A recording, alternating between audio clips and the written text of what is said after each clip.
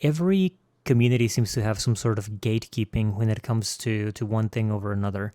In the leather community, I've seen a lot of gatekeeping when it comes to building out patterns, or how a pattern works, or how to build something, or how to create your own products or anything else.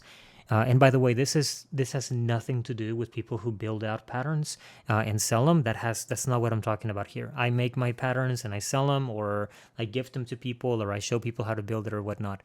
I'm talking about people who don't want to talk about how to build your own patterns, or they give you examples and they intentionally hide certain elements on how to build things in the back end of the system or whatever. One of the things that I saw recently was the measurements for a tote bag, where somebody was trying to overly complicate the process and was basically trying to get somebody to donate money to them to show them a private lesson on how to build a tote bag and all of that jazz.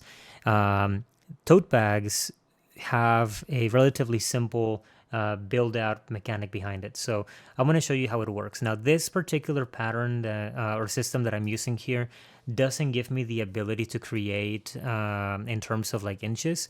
So what I'm going to do here is I'm going to build out this rectangle here. So 75 millimeters is going to be 7.5 inches, and then 30 millimeters will be 3 inches. Let's just go along with that. What you need to do here is we need to figure out where the center line is within the actual like depth of your bag. So once you figure out where your center lines are, everything else kind of falls into place at the right time. So what we're going to be doing here is I'm going to create the wings, and this is usually where people kind of get stuck when it comes to like building out the actual pattern, or trying to figure out where the seam allowance is going to be, or where the stitch line is, or anything else. The stitch line is, once you figure out where your center line is in your design here, once you figure out where that line is, you're going to go out at a 45-degree angle, and that intersecting point at that 45-degree angle, that's where your stitch line is going to be. So everything after that is going to be considered your seam allowance. So you could have a 1/2 inch seam allowance, a 1/4 inch seam allowance, a 10-inch seam allowance if you wanted to. I don't know why you would, but the point is your stitch line is always going to be at this 45-degree angle. Another way to think about it is, if the top to bottom line here is going to be 3 inches, then the halfway point is going to be 1.5. So your stitch line is going to be at the 1.5 mark on your actual wing. So anything that you have extra, that's going to be the seam allowance that's going to be on your bag. So you don't have to worry about that. As long as you have enough to be able to stitch your bag together and it's not going to compromise the integrity of the bag. So once you have that figured out, the rest of it is pretty simple to build out. So I'm going to go ahead and start grabbing these lines together, create my symmetry, and then I'm going to go up and get myself a line at the 9-inch mark. And I'm going to bring this back down to the bottom here.